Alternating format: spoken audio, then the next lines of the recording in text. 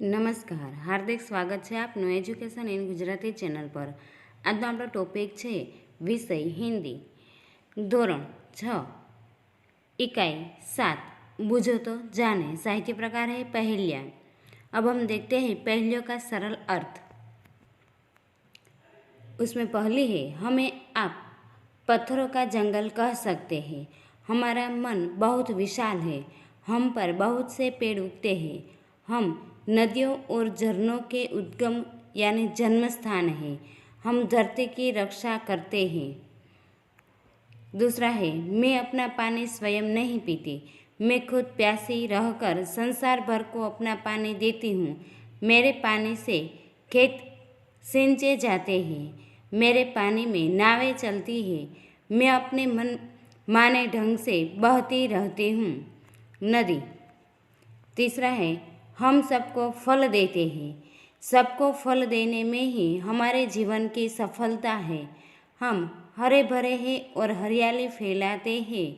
अपने फूल, कलियाँ, जड़, छाल और बीज देकर हम सबको सुखी बनाते हैं। वृक्ष। चौथा, हम दोनों पक्के मित्र हैं। हम अनोखे काम करते हैं। हमारे साथ 5-5 सेवक रहते हैं, लेकिन वे आपस में कभी बातें नहीं करते हैं। 2 हाथ। पांचवा, मैं कभी पतला और कभी मोटा हो जाता हूँ। कभी मेरा आकार गेंद जैसा हो जाता है। मेरी कोई बहन नहीं है, फिर भी बच्चे मुझे मामा कहते हैं। चांद। छठा, मैं सुबह बहुत जल्दी उठ जाती हूँ। मैं आकाश की सैर करती हूँ। मैं जरा भी आलस नहीं करती। मैं हमेशा कुछ न कुछ करती रहती हूँ। चिड़िया। 7वां, मेरा शरीर हरे रंग का है। अंदर से मैं लाल रंग का हूँ और हमेशा रस से भरा रहता हूँ। गर्मी में मैं पहले लोगों की प्यास बुझाता हूँ और फिर उनका हालचाल पूछता हूँ। तरबूज। प्रश्न पहला है, निम्नलिखित प्रत्येक प्रश्न के उत्तर के लिए दिए गए विकल्पों में से सही विकल्प चुनकर उनका क्रम अक्षर प्रश्न के सामने दिए गए कोष्टक में लिखिए। उसमें पहला प्रश्न है, हरियाली कौन फैलाते हैं? बी, पेड़।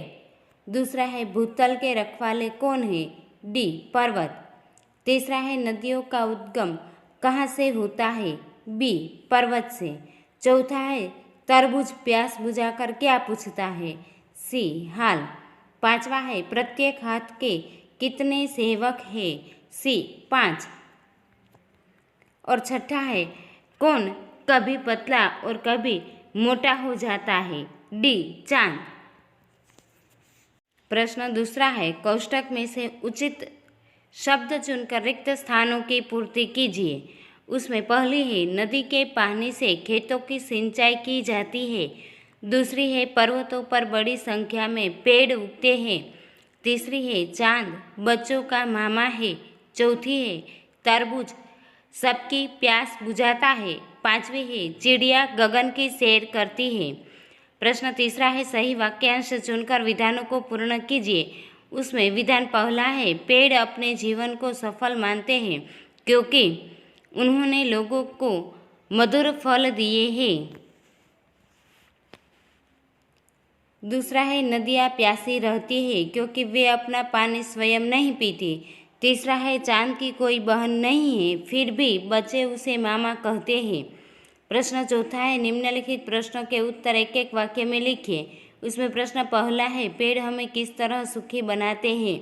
उसका उत्तर है, पेड़ हमें अपने फल, फूल, जड़, छाल और बीज देकर सुखी बनाते हैं। प्रश्न दूसरा है, पर्वत किन के उद्गम स्थल है? उसका उत्तर है, पर्वत नदियों और झरनों के उद्गम स्थान है।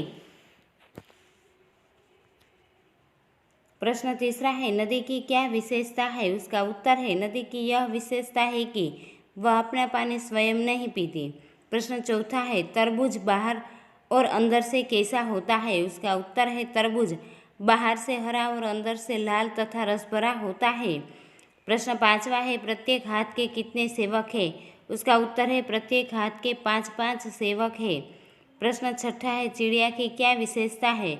उसका उत्तर है, चिड़िया की यह विशेषता है कि वह जरा भी आलस नहीं करती और हमेशा कुछ न कुछ करती रहती है। प्रश्न 5वां है, निम्नलिखित प्रश्नों के उत्तर लिखिए। उसमें प्रश्न पहला है कि पहेली में पर्वत अपने बारे में क्या कहते हैं। उसका उत्तर है, पर्वत कहते हैं कि हम पत्थरों के जंगल जैसे हैं, तन के साथ हमारा मन भी ऊंचा है, हमसे ही नदियाँ और झरनों का जन्म होता है, हम इस भूतल के रखवाले हैं।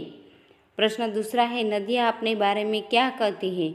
उसका उत्तर है, नदियाँ कहती है कि हम अपना पानी स्वयं नहीं पीते, पानी से भरी होकर भी हम प्यासी रहती है, हम सारी दुनिया को पानी देती है, हमारे पानी से खेत सिंचे जाते हैं, नाविक हमारे पानी में नावें चलाते हैं, हम मनमाने ढंग से बहते हैं। प्रश्न छठा है, निम्नलिखित शब्दों के समानार्थी शब्द लिखिए। उसमें पहला है पहेली यानी समस्या, दूसरा है तन यानी देह शरीर, तीसरा है हस्त कर, चौथा है भूतल यानी धरती का ऊपरी भाग। प्रश्न 7वां है, निम्नलिखित वाक्य में से विशेषण छांटिए। उसमें वाक्य पहला है, कक्षा में 4 बच्चे बैठे हैं, विशेषण है 4। दूसरा है, नीम की पत्तियाँ कड़वी लगती है, उसका विशेषण है कड़वी। तीसरा है, नदी में काला पानी है, उसका विशेषण है काला। चौथा वाक्य है, हमारी पाठशाला में बड़ा बगीचा है, उसका विशेषण है बड़ा। और 5वां है, बाजार में पीले केले मिलते हैं, विशेषण है पीले। प्रश्न 8वां, निम्नलिखित शब्दों को शब्दकोश के क्रम में लिखिए। उसमें शब्द दिए गए हैं, पूजन, पतला, चिड़िया, पेड़, नदी, कांटे, पक्के, पानी। उसको हमें शब्दकोश के क्रम में लिखने हैं। उसमें पहला अक्षर आएगा कांटे, फिर दूसरा चिड़िया, फिर तीसरा नदी, चौथा पक्के, 5वां पतला, 6ठा पानी, 7वां पूजन और 8वां पेड़। प्रश्न 9वां है, निम्नलिखित वाक्य में से फल या सब्जी का नाम ढूंढकर लिखिए। इसमें वाक्य पहला है, इधर आ मत जा, उसमें है आम, फल का नाम है। दूसरा वाक्य है, अंदर आ लू लग जाएगी, उसमें सब्जी का नाम है आलू। तीसरा है, जयपाल कल आया था, उसमें सब्जी का नाम है पालक। चौथा है, संतराम आ गया, उसमें फल का नाम है संतरा। वाक्य 5वां है, शैलजा मुनमुन से मिली, इनमें फल का नाम है जामुन। छठा है, फैला हुआ काम अब सिमट रहा है, उसमें सब्जी का नाम है मटर। प्रश्न 10वां है, नीचे दी गई वर्ग पहेली में से सार्थक शब्द घेरा बनाकर लिखिए। इसमें वर्ग पहेली दी गई है, उनमें से हमें जो शब्द सार्थक शब्द है उसे पहले ढूंढकर घेरा बनाना है, फिर यहाँ पर जो उत्तर लिखा हुआ है उसमें हमें लिखना है। अब हम देखते हैं उत्तर। उसमें पहला मधु, दूसरा मामा, तीसरा बादल, चौथा सरल, 5वां सावन, 6ठा तीर्थ, 7वां नदी, 8वां दल, 9वां वन और 10वां मध। अब हम देखते हैं प्रश्न 11वां, निम्नलिखित वाक्यों में विराम चिन्ह लगाइए। उसमें पहला वाक्य है, आप क्या खाएंगे, उसमें प्रश्नवाचक चिन्ह का उपयोग होगा।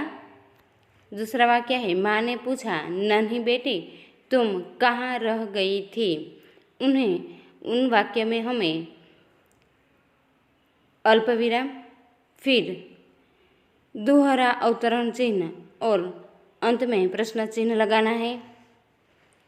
तीसरा वाक्य है, छी कितना गंदा पानी है, उसमें इस वाक्य में हमें उद्गारवाचक चिन्ह लगाना है।